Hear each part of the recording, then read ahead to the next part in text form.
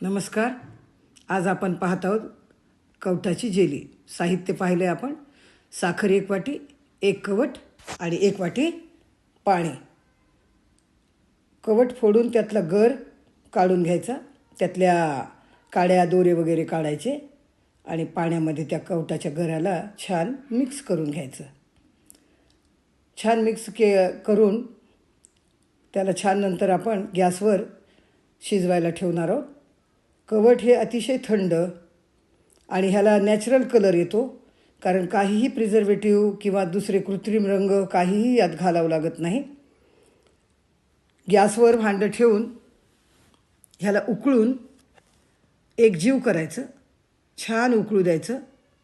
त्याला तपकिरी ब्राऊन छान कलर येतो आणि वड्याही छान पडतात त्याच्या. पोळी भाकरी ब्रेड बरोबर तुम्ही खाऊ शकता. आणि आता छान उकळलं आहे. उकळल्यावर गॅस बंद करायचा आणि एका सुती कापडामध्ये हे सगळं मिश्रण ओतायचं, थंड होऊ द्यायचं. मी आता टाकलं आहे, पण थंड झाल्यावरच त्याला मी काढणार आहे. आणि गाळून आणि थोडंसं दाबून पिळून घ्यायचं त्याला. वरच्या चोथ्याचासुद्धा आपण उपयोग करू शकतो, हे नंतर सांगेन मी.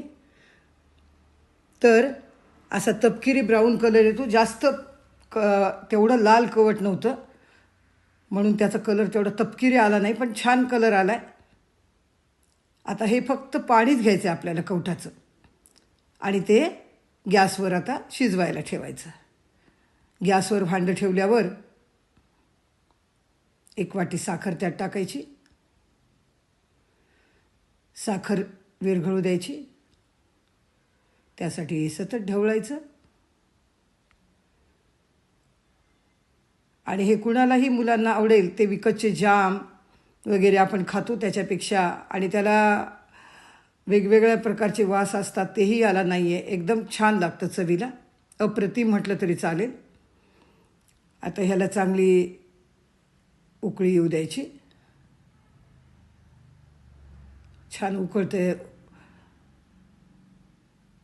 विरघळती आहे साखर. सतत ढवळत राहायचं.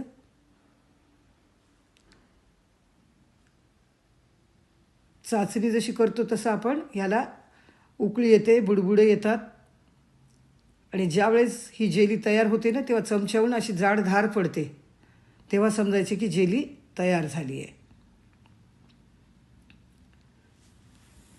आणखी तेवढी झालेली नाही आहे, छान उकळती आहे. चांगलं उकळू द्यायचं आणि असं अधूनमधून चेक करायचं.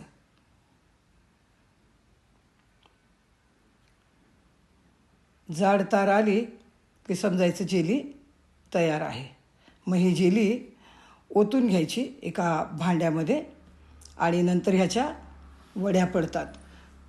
तुम्ही हे वर्षभर बिना फ्रीजचं हे टिकू शकतं. तुम्ही निश्चित हे करून पहा हा पदार्थ, आणि मला तुम्ही सांगा कसं वाटलं, हेही मला सांगा. निश्चित ट्राय करा. धन्यवाद.